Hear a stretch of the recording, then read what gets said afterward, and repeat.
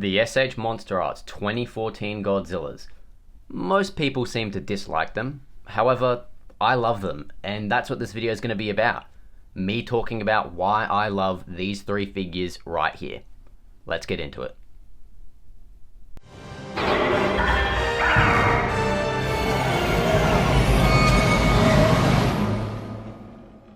Here we have the original MonsterArts 2014 Godzilla.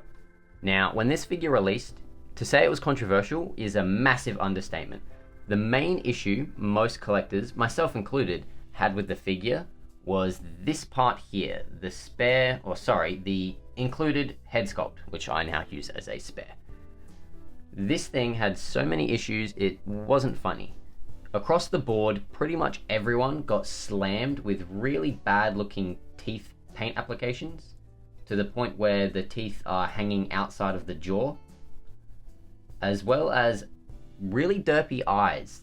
As you can see, this figure here, the head sculpt, the right eye is looking forward, that left eye is looking straight down. So a lot of collectors had the same issues with the paint, and a few of them felt that the sculpt was also off.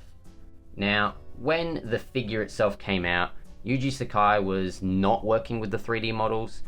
Apparently he had to sculpt pretty much all of this by himself, or at least from promo and reference material. However, there were some stylistic changes that a lot of people didn't really enjoy.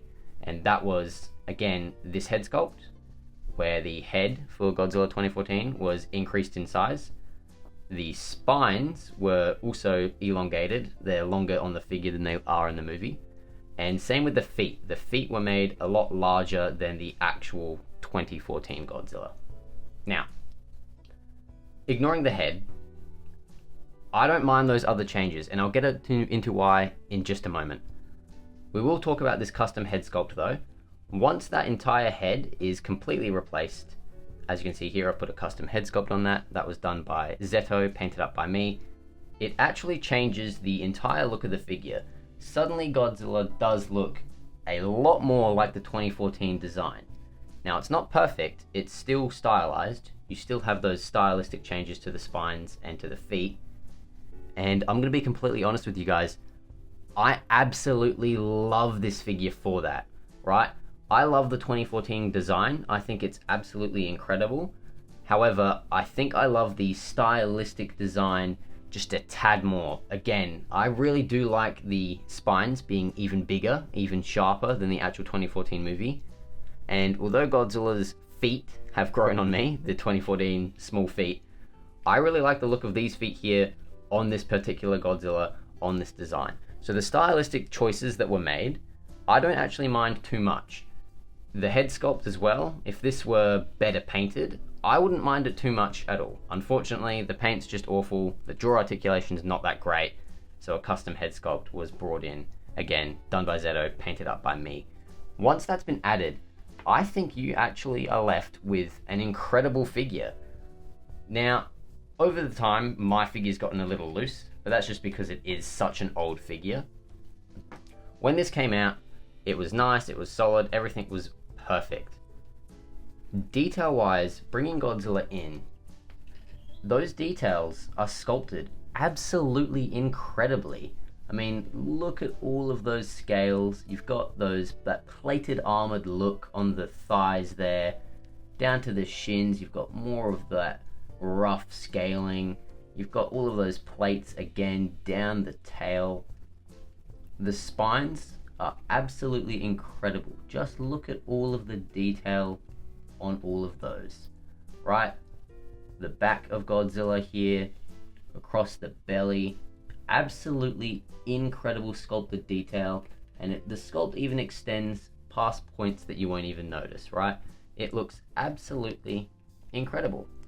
The biggest point that we have to give for the sculpt is the fact that the articulation was taken into consideration.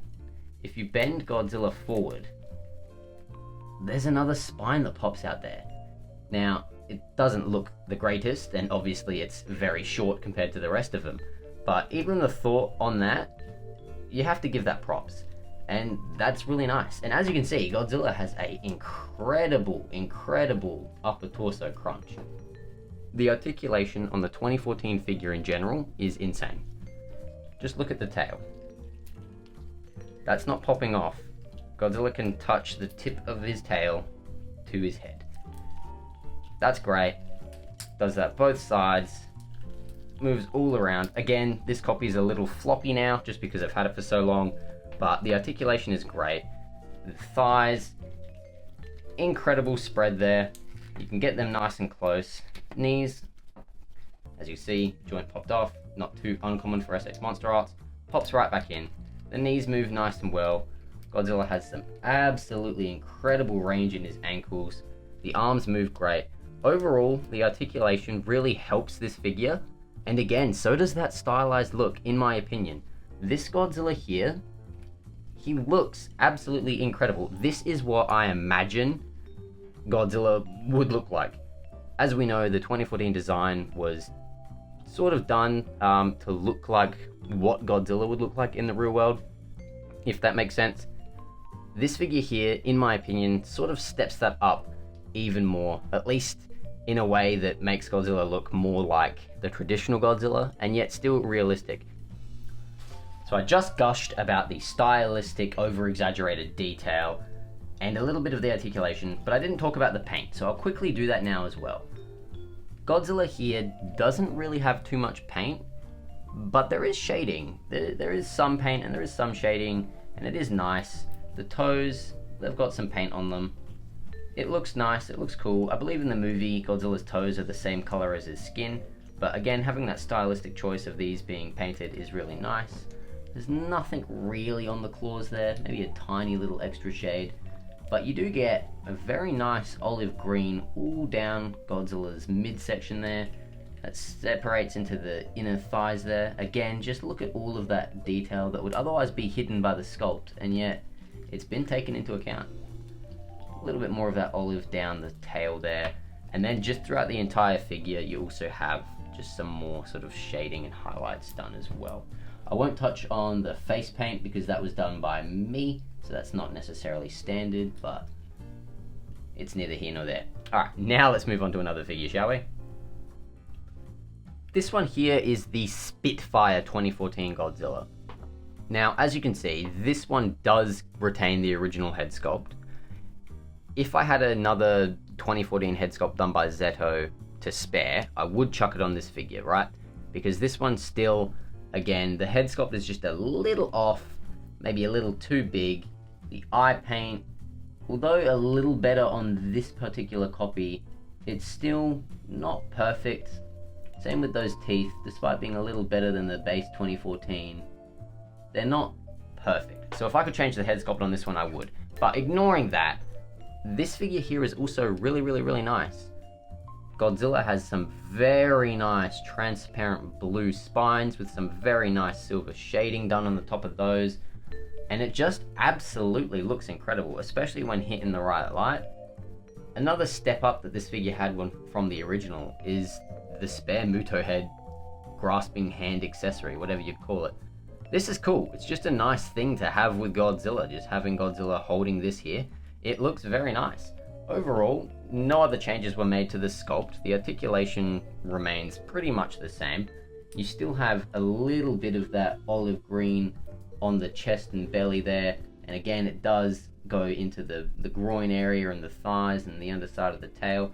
It looks really nice. You have that stylistic choice of painting up the claws on the toes there. This figure here is really nice. Now, it also came with an accessory. That other accessory is this, the Spitfire Atomic Breath variant or version that came with this Godzilla figure. It's different from the one that we saw from the Heisei series. It's very accurate to what we see in the 2014 Godzilla movie, right? And I want to emphasize that. It's pretty accurate to what we see in the 2014 Godzilla movie. As in, it's a thin beam, it's wispy, it looks like just fire, it looks like smoke. When this was released, this was very nice. It was very cool to have a blue beam for your legendary Godzilla.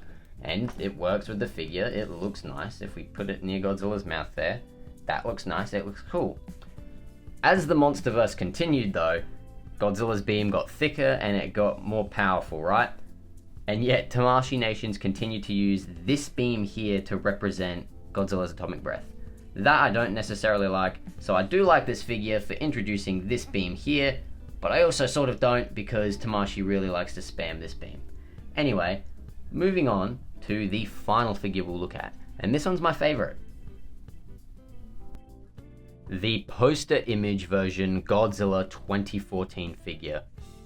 This one's my favorite of the three. And that might sound weird, especially given the community's general thoughts and opinions on this figure. So why is it my favorite?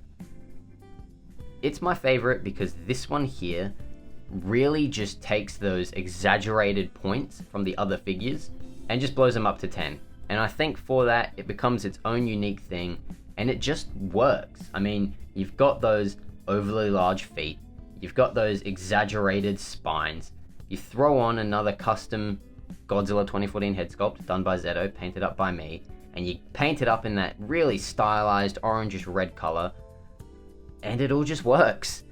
It doesn't quite work as the poster version of Godzilla, because that poster's, has Godzilla as a more bronze, sort of brown color.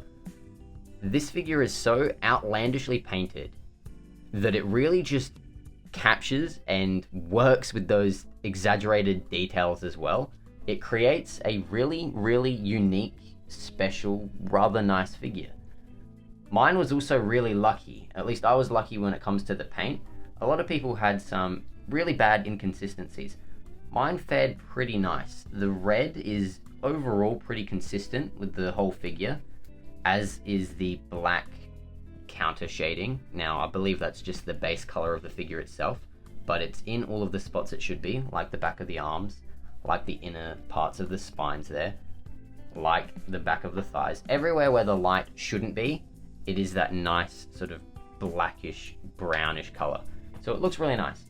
And then you've got all of the red in the appropriate areas, all the way down the tail, on the thighs here, on the top of the feet, on the arms.